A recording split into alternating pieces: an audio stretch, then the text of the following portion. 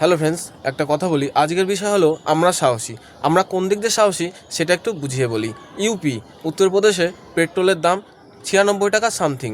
আমাদের রাজ্যে পেট্রোলের দাম 106 টাকা, মাঝখানে 10 টাকা নেই প্রতি লিটারে। তবুও আমরা কিছু বলতে পারবো না, কিছু করতেও পারবো না, কারণ আমরা সাহসী। আমাদের রাজ্যে ইলেকট্রিক বিল ইউনিট প্রতি প্রচুর বেশি, সব রাজ্যের থেকে বেশি। তবুও আমরা কিছু করতে পারবো না, কিছু বলতেও পারবো না, কারণ আমরা সাহসী। আমাদের রাজ্যের শিক্ষা ব্যবস্থা পুরো শিক্ষার সার্কাস হয়ে দাঁড়িয়েছে, শিক্ষা ব্যবস্থা পুরো শেষ।